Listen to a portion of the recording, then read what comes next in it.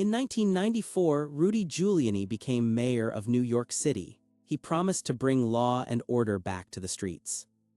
Within a few years, crime in New York had dropped by almost half. The world called it a miracle. But the people Rudy Giuliani's police arrested most often weren't murderers or robbers.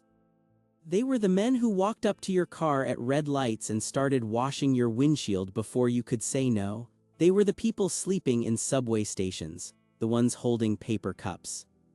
Today, Texas is clearing homeless camps. Florida made it a crime to sleep in public. Tennessee made it a felony, punishable by up to 6 years in prison. And the mayors are saying the same words: we saved our cities. To understand 1994, you have to remember what New York looked like before. By the early 1990s, New York had a bad reputation. Tourists were warned not to walk alone. Times Square was full of adult theaters and people sleeping in doorways. The subway was covered in graffiti. Murders happened at the rate of more than 6 per day. And in the middle of all this, you'd see them. Men with squeegees and buckets walking up to your car at every red light. They'd start cleaning your windshield before you could say no, then they'd ask for money. They were called squeegee men, and they became the symbol of everything wrong with New York. There are 3 names you need to know about. Rudy Giuliani, the former federal prosecutor who'd put away mob bosses in the 1980s. He ran for mayor on one promise: clean up the city. He won. Then there is Bill Bratton, Rudy Giuliani's pick for police commissioner. He believed in the broken windows idea: if you fix the small things, the big things follow. Don't ignore the broken window. Repair it and the building stays a building. And the third group, the people who would become the targets. The squeegee men, the panhandlers, the people sleeping in Penn Station. Most weren't career criminals. Most were the same population that had come out of closing mental hospitals in the 1980s with nowhere to land. Rudy Giuliani was sworn in January 1994, Bratton the same month. By spring, the NYPD went directly after the squeegee men. Within months, they were gone. Then the operation expanded: fare jumpers, public drinkers, panhandlers, people sleeping in parks, all under one label: quality of life policing.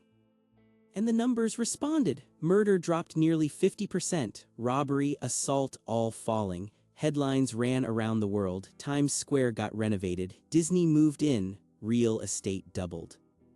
The broken windows model got exported. Boston copied it. Los Angeles copied it. London studied it. For 25 years, this became the dominant approach in American policing. That's the version most people know, the version in textbooks. Rudy Giuliani saved New York. Broken windows worked. For 30 years, this story has been the gold standard of how to run a city. The numbers look spectacular. In 1990, New York had 2,245 murders. By 2000, under 700, everything down by half or more. Rudy Giuliani pointed to the numbers. Bratton pointed to the numbers. The press pointed to the numbers. Look, it worked. The way most people remember this is simple: tough policing works, numbers don't lie. Strong leader, strong policing, the city came back. That's the consensus. That's what everyone knows. But here's where the story cracks. The same decade New York's crime fell, what was happening everywhere else? San Diego down by more than half, Boston down, Houston down, Dallas down, Los Angeles down. Cities that copied broken windows, cities that had never heard of it, all of them were dropping, at roughly the same time, at roughly the same rate. Crime in America was falling everywhere in the 1990s. So if New York's drop was a miracle, what was happening in the dozens of cities that didn't have a Rudy Giuliani? If the policy caused the drop, why was the drop happening where the policy didn't exist? Think of it like this: it starts raining, then it stops. A man standing in the street folds his umbrella at exactly the moment the rain ends. He turns to the crowd and says, "I stopped the rain."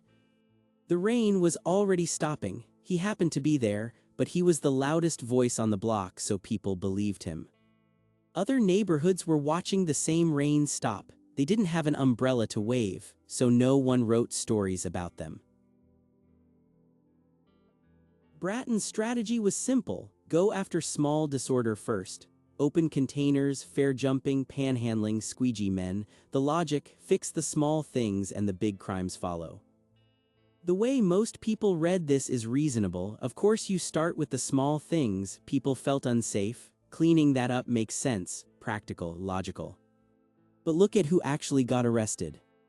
Squeegee men, almost all homeless, many with serious mental illness. Most from the same group released from psychiatric hospitals in the 1980s with nowhere to go. Panhandlers in Times Square, same population, people sleeping in Penn Station. Same, fair jumpers, mostly people with no money, not professional criminals. Now look at who wasn't a target. Wall Street fraud climbing all through the 1990s. Organized crime still running, just quieter. Wage theft from immigrant workers, no priority. Why is it harder to arrest a fraudster than a man with a squeegee? Actually, it is. The man with the squeegee doesn't have a lawyer, he has nowhere to run, he doesn't make campaign donations. So which one gets arrested first? 1994 was the year Wall Street started its biggest boom in decades. Real estate in Manhattan was about to explode, tourism was about to come roaring back, the city needed to look a certain way. Clean, safe, photographable. The squeegee man wasn't dangerous, he was visible. So when the policy went after small disorder, was the goal to stop crime, or to stop the appearance of poverty? Imagine a new manager at a struggling restaurant. The kitchen has problems, the accounts have problems, all hard to fix, but the dishwashers are easy, so the manager fires every dishwasher and hires fresh ones. Customers say something changed here. The kitchen still has problems, but the appearance of motion has been created. Quality of life policing was the dishwasher version of fixing a city. By 1996, the squeegee men were gone from Manhattan. Times Square was being renovated. The streets in the photos looked clean. The way most people understand it is simple. The squeegee men got jobs or got help or moved on. The city solved it. Out of sight, out of mind. Problem solved. But the squeegee men didn't get jobs. The panhandlers didn't go home. Most didn't have a home to go to. Some went to Rikers Island. Short jail terms for minor offenses, then released, then rearrested. Some were given one-way bus tickets out of New York to other states. Hand someone a ticket, wave goodbye, count them as gone. Some moved to the Bronx or Queens, where the cameras and tourists weren't looking. Some went underground, literally, into the subway tunnels beneath Manhattan. Journalists called them the mole people. Some died. And the total homeless population of New York City didn't actually fall. The shelter numbers were stable through the late 1990s or rising. In January 1994, about 23,500 in city shelters. By 1995, over 24,000, it kept climbing. What changed wasn't the number of people without homes, what changed was where you could see them. Did the problem leave, or did the camera just turn? Picture a dirty room. Instead of cleaning it, someone opens a closet, sweeps everything inside and shuts the door. The room looks clean, guests admire it, photos get taken. But behind the door, things are piling up, not gone, compressed. Years later, the door starts to swell. New York closed its closet in 1994. For a while, the room looked beautiful. Cities everywhere wanted the same closet. Today, the same trick is being tried in Texas, Florida, Tennessee, closet after closet, city after city. The rooms look clean, the compliments are starting again. No one is asking what's behind the door.